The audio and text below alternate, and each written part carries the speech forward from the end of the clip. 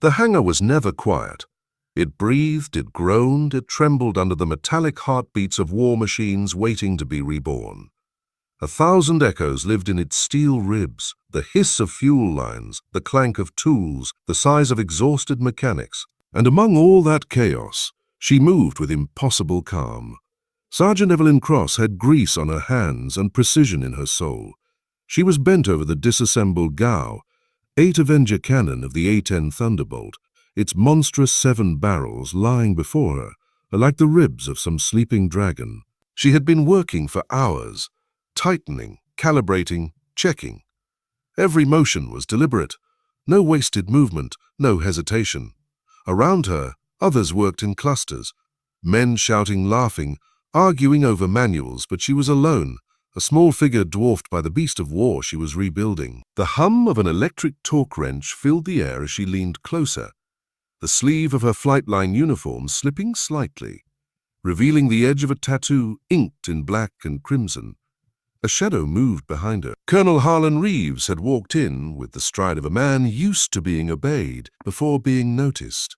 His eyes scanned the hangar with the detached focus of command until they stopped on her. He watched the way she worked, the quiet authority in her movements, the way she ignored the noise around her. Then the faint mark on her arm caught his eye. He froze. The tattoo, half hidden beneath the sleeve, was unmistakable. A winged serpent coiled around a sword, etched with the Latin words Fiat Lux Ex Tenebris. Let there be light from darkness. Reeves felt the air leave his chest. He hadn't seen that insignia in over 15 years, not since the classified operation that had never officially existed. Evelyn straightened, sensing the weight of someone's gaze. She turned slowly, eyes meeting his. Her expression didn't flicker, calm, disciplined, unreadable. But something in her jaw tightened, as if she already knew what he'd seen. Sergeant Cross, Reeves said, voice low, measured. "Step into my office, now." Every mechanic in the hangar looked up for a heartbeat, the sudden silence cutting sharper than any reprimand. Evelyn wiped her hands on a rag, placed her wrench down with surgical care, and followed him. The colonel's office was glass-walled, perched like a judgment booth above the hangar floor. From inside, they could still see the men below, pretending not to watch. Reeves closed the door. The hum of the hangar dulled to a distant murmur. He turned toward her, but the authority in his face was clouded by confusion and something that looked like fear. "Where did you get that tattoo?" he asked quietly. Evelyn didn't flinch. "Same place you did, sir." Reeves' breath hitched. He hadn't shown his to anyone in decades. The mark belonged to Unit 17 Shadow Wing, covert branch disbanded after a mission that went catastrophically wrong in Eastern Europe. Every operative had been listed as killed or dishonorably discharged. Yet here stood one of them, alive, working under a false identity in his own base. "How long have you been here?" His voice softened, half whisper, half plea. 3 years, she said, keeping my head down, fixing what's broken, that's all. He studied her, seeing now what he'd missed before. The small scars on her knuckles, the unnatural calm in her eyes, the way she carried silence like armor. "Does anyone else know who you are?" She shook her head. "And I'd like to keep it that way." Reeves leaned back, exhaling. The ghosts of the past had long fingers. "You shouldn't be here, Cross. If command finds out—" "I know," she interrupted. Not defiant, just tired. "But I earned my peace, sir. I didn't come here to dig up graves." There was a long pause. 2 soldiers bound by a secret no one else could understand. Then, outside the glass, a voice shouted. A mechanic sprinted toward the A-10, waving. "Incoming alert. Base lockdown protocol." Reeves turned sharply to the window. Red lights began to flash across the hangar ceiling, the alarms painting everything in blood-colored pulses. "Stay here," he ordered, stepping toward the door. But Evelyn's voice stopped him cold. "It's them, isn't it?" Reeves froze, a muscle twitching in his jaw. "Don't start this again." Her eyes darkened. "Then why are the sirens coded Red 3? That's not a drill signal. That's an infiltration response." Reeves didn't answer. For a moment, only the sirens spoke. Then Evelyn quietly rolled down her sleeve, concealing the tattoo again. "If they found us, Colonel," she said softly, "you're going to need me before this night is over." And she was right, because outside, beyond the roar of the jets and alarms, shadows were already moving across the tarmac. Men without insignias, without mercy, coming for the ghosts who should have stayed buried. The past had come home. The lockdown spread through the base like a pulse. Sirens wailed, doors sealed, and the heavy clank of security gates echoed through the corridors. The night outside burned red under emergency strobes, and the cold wind carried the faint, distinct rhythm of helicopter blades. Colonel Reeves moved fast through the command corridor, his boots hitting the floor with short, deliberate steps. Officers scrambled past, clutching files, barking codes, trying to make sense of an enemy they couldn't see. He had lived through this kind of chaos before, 15 years ago, in a war that no one admitted happened. But Evelyn's words haunted him with every stride. "You're going to need me before this night is over." In the hangar, she had already stripped her uniform jacket, rolling up her sleeves as she opened a weapons crate marked decommissioned. Her hands moved like she'd done this 1,000 times, because she had. The A-10 stood silent behind her, its metallic frame glinting under the emergency lights. Tazatabo. The Gao-8 cannon lay on the maintenance rack, half assembled and deadly, even as it slept. She reached for the calibration panel, rerouting its test power line into the hangar grid. "You're out of line, Sergeant," a voice barked from the hangar door. Lieutenant Mason stood there, young and sharp, his pistol drawn but shaking. Colonel's orders were to stand down. Evelyn didn't look up. "If we stand down, they'll walk right through the walls." He hesitated. "Who's they?" She finally turned, eyes narrowing. "The same ghosts your colonel's been pretending don't exist." Her words didn't need more explanation. Somewhere deep in the base, a low boom rolled through the ground. The lights flickered. Mason's breath hitched. They're inside. Reeves arrived seconds later, storming into the hangar. "Cross, what the hell are you doing?" Evelyn didn't stop. "Finishing what you started. You think this is your redemption?" he snapped. "No," she said, locking the last feed of ammunition into the cannon. "It's yours." For a moment, the two stared at each other, not officer and mechanic, but soldiers bound by the same scar. The hangar lights dimmed again as backup power engaged. Shadows danced across the metal floor. Reeves drew closer, lowering his voice. "They'll kill you if they know who you are." She smiled faintly, not cruelly, just with the sad acceptance of someone who had already died once. They already did. Outside, the night erupted with gunfire. The first blast shattered the eastern gate. A storm of fire and dust tore through the night as the echoes of gunfire bounced between hangars. From the control tower, alarms screamed across the flight line. The soldiers stationed at Outpost Bravo scrambled for cover, uncertain who they were even fighting. Colonel Reeves moved to the observation deck, eyes narrowing against the red glow below. Figures in black tactical suits were advancing through the smoke, fast, silent, coordinated.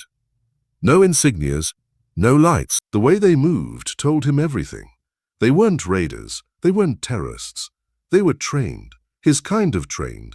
Unit 17's ghosts had come back. Down below, Evelyn was already moving through the hangar, with that precise, mechanical grace of someone who knew chaos like an old friend. She slung an old M4 across her back, clipped a comms receiver to her ear, and checked the ammunition crate. Around her, the younger mechanics were frozen, terrified.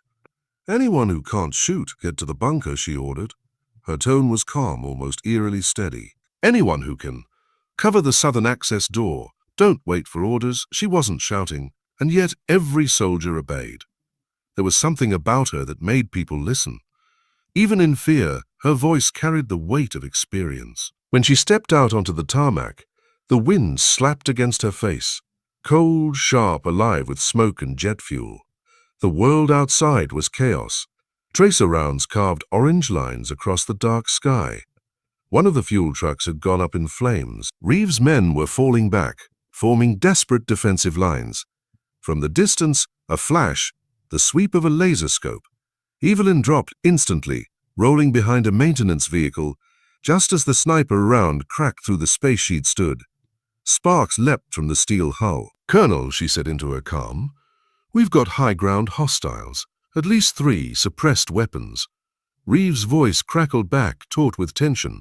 We're blind on the north sector. The surveillance feed's dead. They knew where to hit us. They always do, she murmured. Evelyn slipped her hand under her sleeve again, brushing her fingers over the tattoo she'd once sworn to hide. That mark wasn't just a secret. It was a death sentence if seen by the wrong eyes.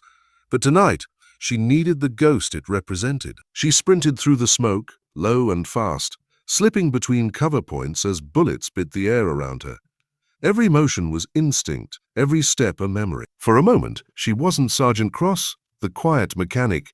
She was Eve 9, the infiltrator who once led half of Unit 17 before it was betrayed. By him, by Reeves. That realization burned in her chest even as she fought. He'd been the commanding officer on the night everything fell apart. He'd given the extraction order that never came. And now, all these years later, he was still pretending it hadn't happened. Pretending none of them existed. She ducked behind a generator housing, panting softly, forcing her mind back into control. There was no time for ghosts. Not now. Through the haze, she caught sight of movement. A figure emerging from the shadows of a wrecked Humvee dressed in the same dark uniform she remembered from the old missions. The man moved with the same economy of motion, the same lethal precision. When he turned, she saw his face. Kane, she whispered. He'd been her brother in arms once. Now his expression was empty, cold. His weapon came up slow, deliberate, trained on her chest. You shouldn't be here, Eve, he said. His voice was deeper, older, cracked by too many unspoken years. You were supposed to stay dead. Guess I'm bad at following orders, she said quietly. For a moment, neither moved. The flames reflected in the glassy surface of his eyes. He looked almost sorry before pulling the trigger. The shot missed by inches as she dropped, the bullet shredding through her shoulder strap. She rolled, aimed, and returned fire, 2 clean bursts. He ducked behind cover, vanishing into the smoke. Reeves' voice thundered in her ear. Cross, report. Still breathing, she hissed, clutching the graze on her arm. We've got one of ours leading them. What do you mean ours? What do you mean ours? Unit 17, she said. Voice breaking with something between fury and grief. It's Kane. The silence on the other end was heavier than gunfire. When Reeves finally spoke, his voice trembled. I thought he was dead. He thought the same about me. She staggered toward the A-10 hangar again, holding her shoulder. Her vision blurred briefly, but she forced herself forward. Inside, the lights flickered. Backup power humming weakly. The cannon she'd been fixing still waited, half-fed hungry. She climbed onto the service ladder, one hand pressing the ignition control. If I can finish the power reroute, we can use the A-10's auxiliary gun as a turret. That might buy us time. Reeves' voice came back, steady now, commanding again. Do it. You've got authorization. A bitter smile ghosted her lips. Didn't ask for it. She locked the feed, twisted the switch, and the Avenger cannon came alive. Its barrel spun slowly, the deep growl echoing through the hangar like thunder waking from a long sleep. From the north sector, another explosion shook the walls. Dust rained from the ceiling. Reeves barked orders through his comms, directing men to regroup at the hangar. But he knew, and she knew, they were outnumbered, outmatched, and out of time. Evelyn's eyes lifted toward the hangar's glass booth where Reeves stood above, watching her. For the briefest second, their gazes met again, a flicker of the past burning through the present. He had once left her behind to die. Now she was the only one keeping him alive. Outside, Kane's men were closing in, and the storm that had started 15 years ago was finally coming full circle. The hangar trembled beneath the roar of approaching gunfire. The smell of burning oil and jet fuel hung thick in the air, choking, metallic, alive. Outside, the night pulsed red and black, flashes of light slicing through drifting smoke like lightning trapped in a bottle. The base was falling, and yet inside that hangar, 2 ghosts of an erased war were about to meet their reckoning. Evelyn crouched by the A-10's cannon housing, fingers moving fast across the circuit relay. Every wire she connected sent a jolt through the machine, until the final switch locked, and the GAU-8's internal motor hummed like a sleeping predator stirring awake. Above, through the reinforced glass of the observation booth, Colonel Reeves stood frozen. His reflection stared back at him in the crimson glow. Older, hollow-eyed, burdened by choices no one was meant to survive. He could see her down there, hair matted with soot, blood seeping from her arm, but steady, unflinching. She wasn't supposed to exist. She wasn't supposed to remember. He opened the calm link. "Cross, Evelyn. When this ends, we need to talk." Her voice came through calm, deliberate. "If it ends, sir." And then the northern doors exploded inward. A storm of masked soldiers poured in, silent, black-armored shapes against the firelight. They moved with ruthless precision, their rifles low, sweeping. Reeves' guards fell almost instantly, the sound of their rifles drowned by the cannon's mechanical scream. As Evelyn hit the trigger, the GAU-8 spun, spitting a stream of tungsten fire that tore through the intruders like paper. The hangar thundered, echoing with the monstrous rhythm of the Avengers' fury. Sparks and metal fragments filled the air, and yet Evelyn stood firm behind the control lever, her teeth clenched, her shoulder bleeding freely. When the barrels finally slowed, the silence that followed felt almost unreal. Smoke hung in the air like fog over a battlefield. Dozens of figures lay still among the wreckage. And through that smoke, one man walked, Kane. His armor was scorched, helmet cracked, but his posture was unbroken, cold, methodical, relentless. He stepped over bodies like stepping stones, his rifle lowered but his presence radiating command. "Enough, Eve," he said, voice echoing across the ruined hangar. "You don't have to die here." She leveled her sidearm at him. "Neither do you." Kane's gaze softened. "You think this is about revenge? About Reeves?" She didn't answer. And that silence was all the confession he needed. He took another step. "He didn't betray you. He saved you. You think he left you behind. But the truth is, you were marked for execution. You broke orders. You refused to carry out the target elimination." Reeves called the abort code. Headquarters overrode it. They wiped the whole unit to bury the mission. Evelyn's breath caught, her gun wavering slightly. The words didn't make sense, and yet they fit perfectly into every shadowed space of her memory. "You're lying." Kane's expression didn't change. "He didn't abandon you. He hid you." Up in the booth, Reeves stood motionless. The truth, long buried beneath classified lies, had finally clawed its way to daylight. He'd spent years watching her from afar, ensuring she'd been reassigned under an alias, protecting her the only way he knew how. But now she was looking up at him through the cracked glass, eyes burning, betrayed, undone. "You let me believe you left me there," she said quietly, every word trembling with the weight of 15 years of silence. Reeves pressed a hand to the glass. "It was the only way to keep you alive." By erasing me, his throat closed. There were no good answers left, only ghosts. Kane raised his rifle again. "You can still come back, Eve, with me. We finish what they started, burn the last of their secrets. The world deserves to know." But Evelyn shook her head slowly. "The world doesn't need more ghosts, it needs peace." And in that moment, Kane understood and despised her for it. He pulled the trigger. Evelyn dove sideways, the bullet slicing past her ribs. She hit the deck, firing twice in return. One round shattered his rifle. The second tore through his shoulder. Kane stumbled but didn't fall. He charged. The impact knocked them both into the fuel line pit. Hands grappled, knees struck metal, blood and oil mixed beneath them. He slammed her wrist down, wrenching the pistol free. "You can't change what we are," he snarled. Evelyn's voice was barely a whisper. "Watch me." With her free hand, she reached for the emergency valve behind his shoulder and twisted it.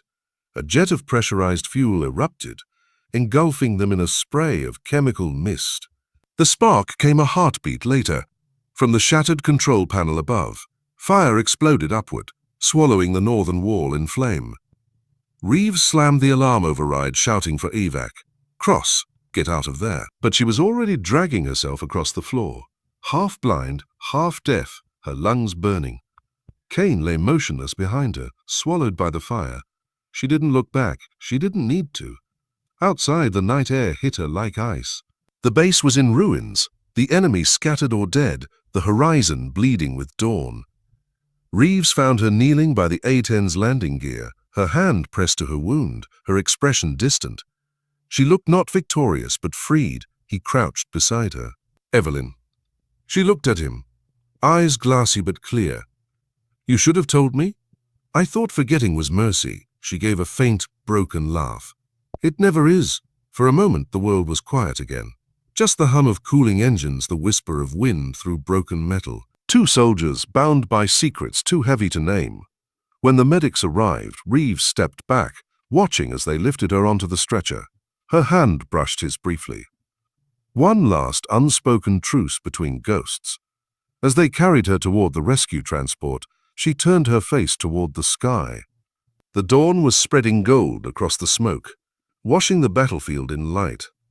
For the first time in years, she let herself breathe. Reeves stood alone in the hangar doorway, staring at the burned insignia melted into the floor. The coiled serpent and sword, half destroyed, half reborn. "Fiat lux ex tenebris," he murmured. "Let there be light from darkness." And as the first sunlight touched the scarred A-10 cannon, the words didn't feel like a motto anymore. They felt like an ending, or maybe a beginning.